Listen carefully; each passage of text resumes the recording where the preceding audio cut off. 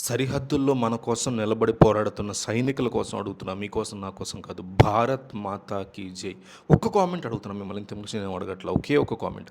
భారత్ మాతా key జై అని ఒక కామెంట్ ఇవ్వండి. నాకు మా టీంకి కొండంత బలం మీరు ఇచ్చే కామెంట్. ఛానల్ని సబ్స్క్రైబ్ చేయమంట్లా, లైక్ చేయమంట్లా. ఒకే ఒక కామెంట్. భారత్ మాతా కీ జై అని రాసేసి వీడియో చూడడం కంటిన్యూ చేయండి. మన దేశంలోకి బంగ్లాదేశ్ నుంచి వస్తున్నటువంటి అక్రమ వలసదారుల వ్యవహారం ఇప్పుడు ఒక పెద్ద చర్చకి దారితీస్తుంది దేశం అంతా. ముఖ్యంగా అస్సాం సరిహద్దులకు గుండా ఎటువంటి అనుమతులు లేకుండా వేలాది మంది ప్రజలు లోపలికి వస్తున్నారనేది పెద్ద ఆరోపణ. కేవలం సాధారణ వలసదారులుగా వీళ్ళు చూడలేమని, చాలామంది మాదక ద్రవ్యాల సరఫరా, మానవ అక్రమ రవాణా వంటి నేరాలకి వీళ్ళు పాల్పడుతున్నారు అని అస్సాం ప్రభుత్వం చాలా గట్టిగా నమ్ముతోంది. ఎన్నికల సమయంలో దొంగ ఓట్లు వేయడానికి కూడా వీరిని ఉపయోగించుకుంటున్నారు రాజకీయ పార్టీలు అని, దేశ రక్షణకి వీళ్ళని ముప్పుగా భావించి తీవ్రవాదులతో సమానంగా చూడాలని అస్సాం ప్రభుత్వం భావిస్తోంది. భారత్ అనేది ఎవరైనా ఎప్పుడూ వచ్చి వెళ్ళడానికి ఒక ధర్మసత్రం కాదు అని, ఇక్కడ ఉండాలంటే ఖచ్చితమైనటువంటి చట్టాలు పాటించాల్సి తీరాల్సిందే అని కూడా అధికారులు చట్టాల గురించి స్పష్టం చేస్తున్నారు. మయన్మార్ నుంచి వచ్చేటువంటి రోహింగ్యాల వల్ల కూడా ఇలాంటి సమస్యలు ఎదురవుతున్నాయని, సో దీన్ని అరికట్టకపోతే భవిష్యత్తులో దేశ అంతర్గత భద్రత కూడా ప్రమాదంలో పడుతుందని హెచ్చరించే పరిస్థితుంది. అక్రమ వలసదారుల్ని అరికట్టేటువంటి వ్యూహం చూస్తే అస్సాం ముఖ్యమంత్రి హిమంత్ బిశ్వ శర్మ ఈ ఒక ఇంటర్వ్యూలో వీళ్ళ గురించి అనుసరిస్తున్నటువంటి విధానాలని చాలా క్లియర్ కట్గా ఆయన ఎక్స్ప్లెయిన్ చేశారు.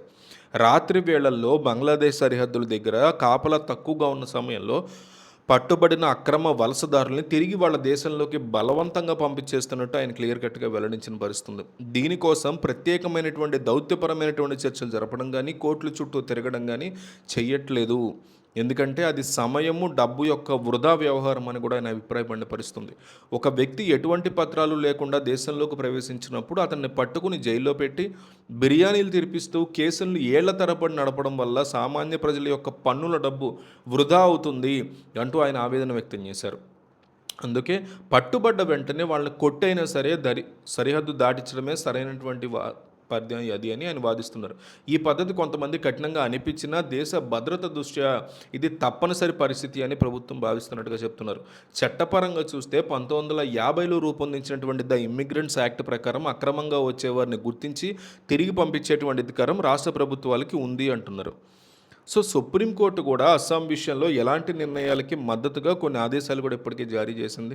సరిహద్దు ప్రాంతాల్లో భౌగోళిక పరిస్థితులు చాలా క్లిష్టంగా ఉండడం వల్ల వలసదారులు సులభంగా లోపలికి వచ్చేస్తున్న పరిస్థితి కనిపిస్తోంది. కొన్ని చోట్ల గ్రామాలు, కొండ ప్రాంతాలు సరిహద్దులుగా ఉండడంతో ఈ భారత్కి ఎక్కడ భారత్ ఎండ్ అవుతుంది, ఎక్కడ బంగ్లాదేశ్ మొదలవుతుంది తెలియని పరిస్థితి ఉంటుంది. దీన్ని అలుసుగా తీసుకుని చాలామంది లోపలికి వచ్చి ఇక్కడ ఓటర్ల జాబితాలో పేర్లు చేర్చుకొని స్థిరపడిపోతున్నారనేది ప్రధాన ఆరోపణ.